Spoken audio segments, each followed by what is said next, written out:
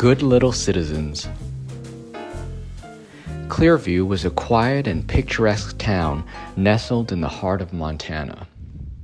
The locals were friendly, the air was clean, and the scenery was breathtaking.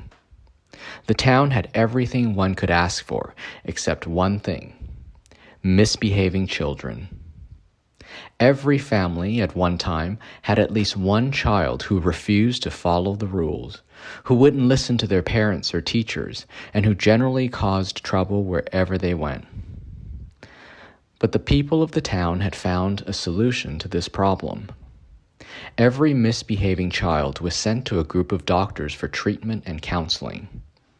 Miraculously, the children would undergo an amazing behavioral transformation. This quick and amazing transformation of the children caught the attention of Linda, a reporter from Helena.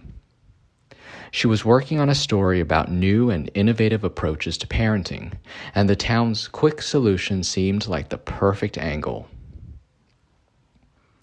As she drove into Clearview on a crisp Monday morning, Linda was struck by the idyllic surroundings. Rolling green hills dotted with cows and horses stretched as far as the eye could see. The town itself was small, with only a few shops and houses lining the main street. She made her way to the local school and met with the principal. He was more than happy to show her around the classrooms, and as she observed the students, Linda was amazed. They were polite, attentive, and enthusiastic learners. They were all so well behaved, walking in single file, speaking in hushed tones, and greeting everyone they met with a polite hello. She interviewed several of the children, and they all spoke about their love of learning and their desire to excel in their studies. Linda discovered that children who used to fight and argue now played together peacefully. Kids who were once shy and introverted were now outgoing and social. Linda even interviewed some of the locals who praised the children's behavior, citing their newfound focus on schoolwork and community service. But something about the whole thing seemed off to her, so she dug deeper. She visited the local library and scoured old archives and news articles. She found a story about a group of scientists who had moved into the town years ago to conduct some research in their secret lab. It was said that they were experimenting with artificial intelligence and robotics. Linda decided to investigate further and snuck into the lab one night.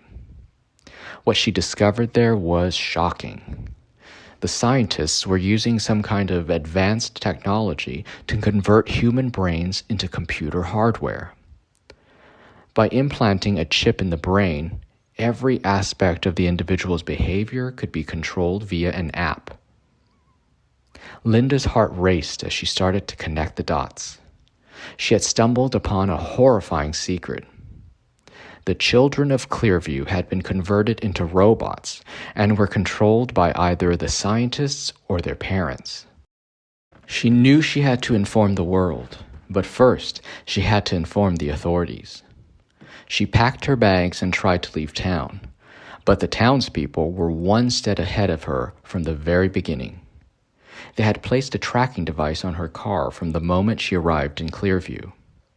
Meanwhile, hidden cameras throughout the town and in the lab recorded Linda's every move. The townspeople caught her as she was about to drive out of town.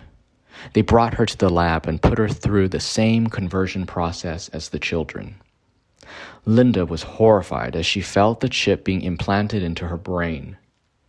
In her final moments of lucidity, she knew that she was about to lose all control over her own thoughts and actions. The last thing she saw before her consciousness faded away was the faces of the children, still walking in perfect formation, still speaking in perfect unison. But they were not children. They were machines, just as she had now become. The next day, like any other day, the children all woke at 6 a.m., made their beds, prepared breakfast for their family, went to school, and brought home perfect scores on every exam. They would all go on to become perfect adult citizens, serving their town and government, with some even going on to become high-level elected officials in the country. That's it. Thanks for watching and listening, everyone, and remember to enjoy the journey. See you next time. Bye-bye.